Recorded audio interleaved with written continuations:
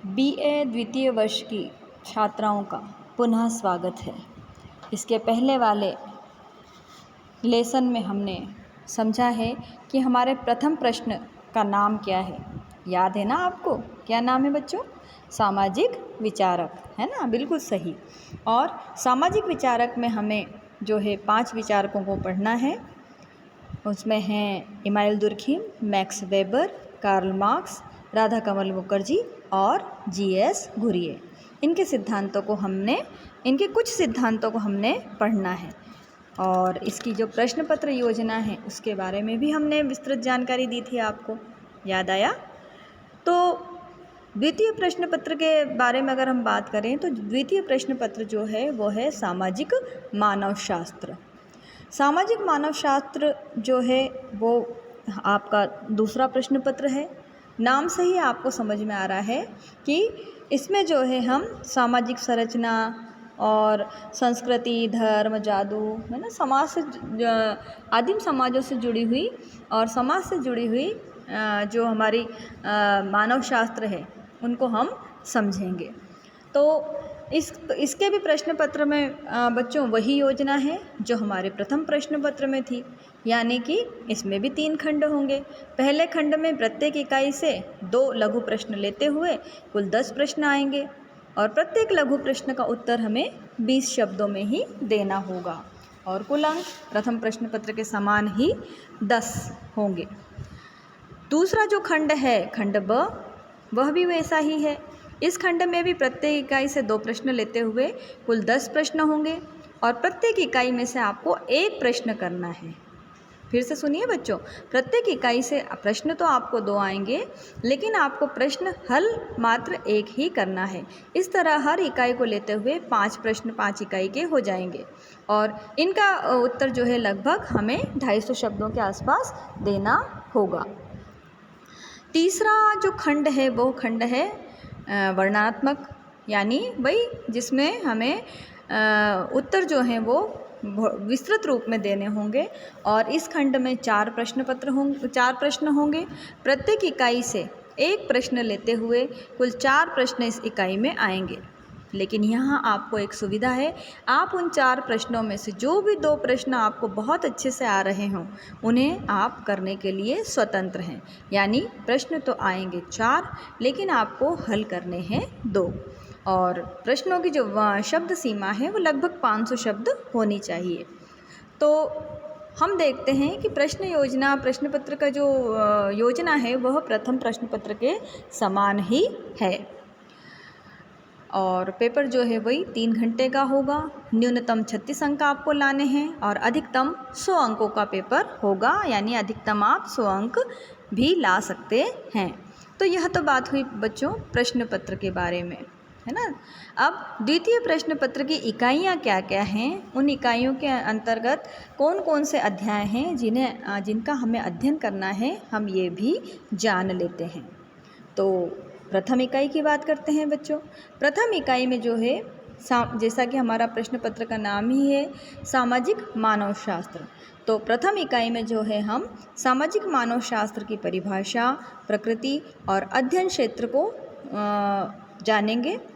इसी इकाई में हम सामाजिक मानव शास्त्र के अध्ययन के उपागम, संरचनात्मक, प्रकार्यात्मक, उद्विकासीय और तुलनात्मक, यानी समाजशास्त्र के अध्ययन के जो उपागम है, ये 4 उपागम संरचनात्मक, प्रकार्यात्मक, उद्विकासीय और तुलनात्मक, इनके बारे में हम अध्ययन करेंगे। यह तो हुई प्रथम इकाई। अब इकाई द्वितीय की बात करते हैं। इकाई द्वितीय में हमें सामाजिक संरचना के बारे में पढ़ना है। याद आया ना बच्चों? सामाजिक संरचना किससे मिलकर बनी है? विवाह, परिवार और नातेदारी से। प्रथम वर्ष में हमने इन्हें पढ़ा था ना सामाजिक संरचना के अंतर्गत। तो सामाजिक संरचना में हम यहाँ पर भी इकाई द्वितीय में भी पढ़ेंगे विवाह को।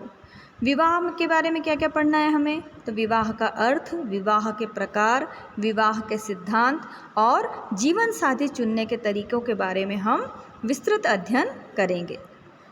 इसी इकाई में दूसरा जो पाठ है वो है परिवार।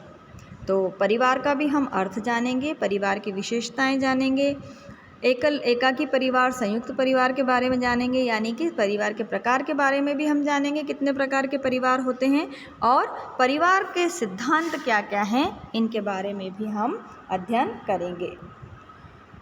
इसी इकाई में जो है नातेदारी संगठन के बारे में भी आपको अध्ययन करना है। तो इस तरह हम देखते हैं कि इकाई द्वितीय जो है वो सामाजिक संरचना में के अंतर्गत विवाह, परिवार और नातेदारी संगठन के बारे में हमें जो है हमारे ज्ञान में वृद्धि करेगी। अब इकाई तृतीय क्या है? इकाई तृतीय है संस्कृति, धर्म और जादू के संदर्भ में। तो इकाई तृतीय में हमें संस्कृति का अर्थ, संस्कृति के विकास के सिद्धांत, इन्हें पढ़ना है। धर्म जो है, धर्म की उत्पत्ति के सिद्धांत हैं, विश्वास है, जादू है, व्यवहार है, इनके बारे में अध्ययन करना है। और जादू के बारे में भी हमें विस्तृत रूप में पढ़ना है, यानी जादू का अर्थ, जादू के प्रकार और धर्म तथा जादू में क्या संबंध हैं, इनके बारे में हम जानेंगे। तो यह तो हुई इकाई तृतीय। अब हम बात करते हैं इकाई चतुर्थ की। इकाई चतुर्थ जो है वो आदिम समाजों के संदर्भ में है, यानी कि आदिम अर्थव्यवस्था। आदिम अर्थव्यवस्था का अर्थ क्या है, आदिम अर्थव्यवस्था की विशेषताएं क्या हैं और आदिम अर्थव्यवस्था की कार्यप्रणाली क्या है, यह हम पढ़ेंगे। साथ ही साथ हम पढ़ेंगे आदिम राजनीतिक व्यवस्था के अर्थ को, विशेषताओं को और आदिम कानून और प्रथाओं के बारे में भी हम अध्ययन करेंगे।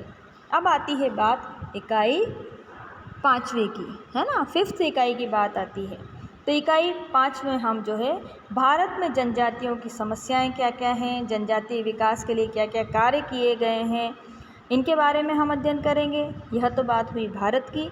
इसी के साथ साथ हम चूँकि राजस्थान में रहते हैं, इसलिए हम राजस्थान की जनजातियों के बारे में भी अध्ययन करेंगे। तो राजस्थान की जनजातियाँ कौन कौन सी हैं बच्चों? मुख्य रूप से राजस्थान की जो जनजातियाँ हैं वो हैं भील, मेणा, गरासिया और सहरिया, है ना। कौन कौन सी जनजातियाँ हैं? भील, मेणा, गरासिया और सहरिया। तो हम इन चारों जनजातियों के बारे में भी अच्छे से अध्ययन करेंगे।